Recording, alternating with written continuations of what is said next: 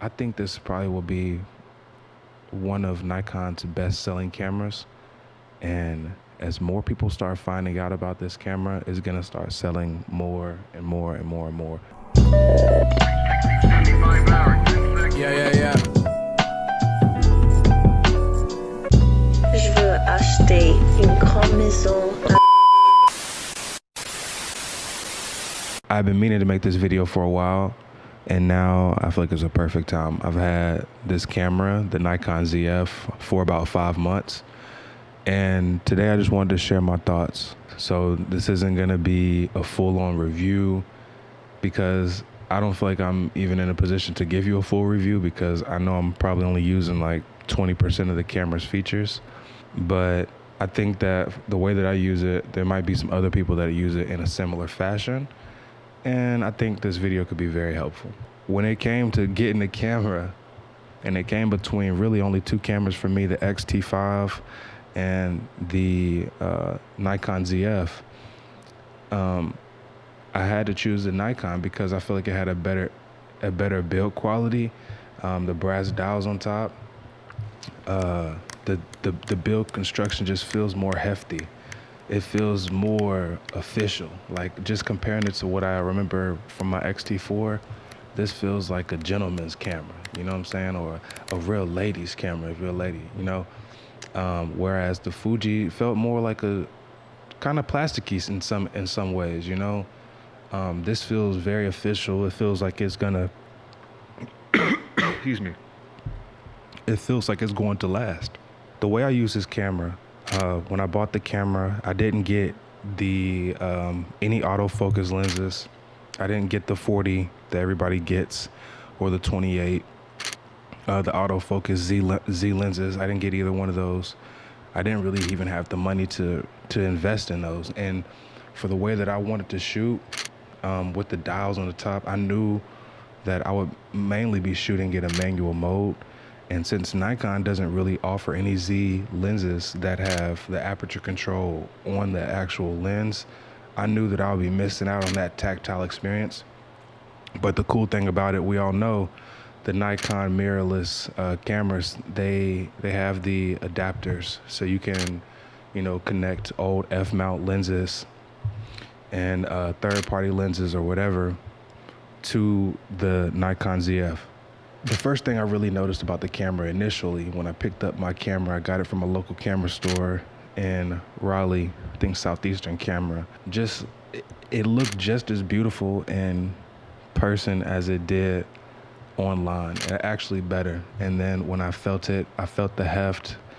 That's probably the biggest con. If you're waiting to hear a con, that's probably one of the biggest cons for me, is that it is kind of heavy. And then the second thing, of course, is the grip. But the weight of the camera or the lack of a grip hasn't deterred me from shooting. And honestly, I haven't even bought an extra grip to attach to it, because for me, if I add a grip, I don't know how a grip will actually look aesthetically. And for me, I always have the camera on a sling, so I really don't worry about the weight unless I'm not shooting a wedding or anything. So I'm just doing some street photography or shooting some pictures of my family. I have it on a sling, I take the picture. But if you're just walking around with it in your bare hand, no strap or nothing, you going raw, like it's hefty. I can't lie about that. But the first things I said, like when I first saw it, I was like, dang, it looks really good. It's a heavy. I clicked the dials. I'm like, man, this is really satisfying. Wow, this is way better than the Fuji. Like, if you have a Fuji, I mean, I'm sorry. But to me, I feel like this camera, for real, like, this is for the people that, you know why you want this camera. Like, so if you're watching this video to figure out if you want the camera, you probably really want the camera. I don't use it for any of its autofocus features, but I know it has a great autofocus from everybody's video that I've seen online. I'm shooting a video on it right now. Even on the manual lens, everything just seems cool about it. You know, one thing about the camera, I'm just kind of spitballing ideas. I'm all over the place. These are just my thoughts. This is my first video. You got to cut me some slack. One of the first things I noticed that I thought would be a gimmick was the black and white little switch up there, but it's not. And I've actually found myself shooting a lot more black and white. It just kind of gets you in a different mode. You just switching the button. It's so convenient. Sometimes I'll switch into the mode on accident. I'll just keep it there. And then when it's time to edit the photos, it's like, dang, I actually like these in black and white, because it'll change it to black and white in your viewfinder. So you're going to see that it's, you know, a black and white image. It's not a gimmick. The monochrome mode is legit. I like it a lot. The color grading on the files has been easy. It's been seamless. The low light performance on the camera has been great. I really just haven't had many problems. I'd say the one thing where Fuji's probably has it figured out a lot better, at least as of right now, and this is probably what everybody said, and I haven't really even took the time to figure out, you know, a workaround, is the PASM, the PASM controls on the camera. Hold on, my wife's calling me. Let's see what she's saying. Hello? Yeah.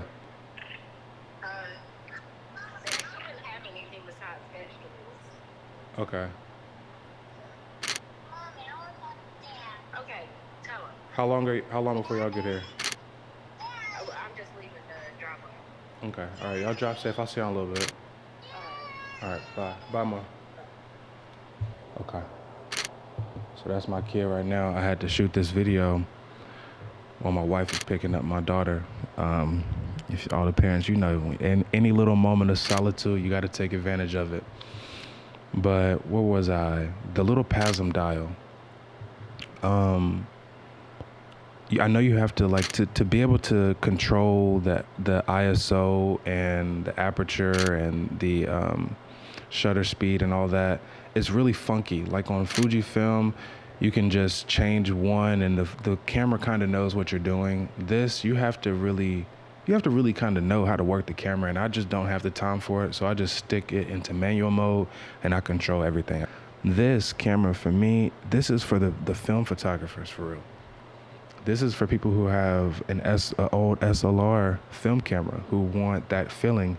You get to attach your old vintage lenses to this camera. When I'm out in the street, when I've been doing street photography, people ask me like, yo, can I see the picture? I'm like, this is film. Like, I'm kind of capped out, I'm lying, but people, they don't question it because it looks like a film camera. And me personally, get my little black duct tape. I put the duct tape right over the little Nikon and the Zf badge, because it's honestly, it's kind of a flashy camera. Like, I've had a lot of people stop me and say like, yo, what camera is that? Like, way more than you would think, I promise. Like, it's not just like a regular camera. People can tell like that's something different you got on you, at least if you're outside. But yeah, this camera to me is for the film photographers who want that digital experience. Maybe the film prices are too high. Maybe you just want to be able to adapt your other stuff and have the look. But this camera is mostly aesthetics, but it has all the performance. Like, as far as I know, it has all the performance. Like, I don't have any other camera. I'm not comparing this to the best of the best from Nikon or the best of the best from Canon, Sony, or Fuji, or whatever. But as far as aesthetics, as far as build quality, I mean, let's just talk about build quality. I had, and the build quality of these old vintage Nikon lenses. I had my camera on the tripod, and I don't know what happened, but it ended up falling face forward, pow, and the whole thing just, nothing happened. Like, a little bit happened, like the lens, the focus got a little stiff, but I know the camera, it might have dinged the floor a little bit, but I'm telling you, maybe a little bit of chipped paint, a tiny bit, and not much. I say the most scratches, if you're really anal about that kind of stuff, if you're not careful, you will get some scratches on the bottom base plate, but I don't really worry about that. I mean, this camera is great. I think this probably will be one of Nikon's best-selling cameras, and as more people start finding out about this camera, it's gonna start selling more and more and more and more. And if I could go back and do it all over again, I would buy this camera again. I would buy 2 of these cameras, because I think in 20, 30 years, this camera will be one of those ones where it's like, okay, that was a game changer. Like, that was the first iteration of this new style, like, from Nikon. It's a great camera. I really do love it. This is one of the cameras, I've sold every camera I've had. Like I said, I've had even the Mamiya 645. I've had and probably a lot of y'all have had every camera too. This is one of those ones where I feel like I don't want to sell it because this is going to be worth something and it's fun to use. Like I said, the colors are great coming off of the camera. The ability to adapt the manual lenses that work so seamlessly. I'm using the Earth adapter. I didn't even spend the big money and get the fancy ones. I got a cheap $30, $40 adapter off Amazon, Earth, URTH. I'm not sponsored by them, but the product works. It's a great build quality. It's metal, snaps right onto the camera perfectly. The lens is attached, snug, nothing, no problems. This camera is really giving me no problems. As far as manual focus, the focus peaking on this camera is great. You're gonna have to figure it out for yourself, get it dialed in for you.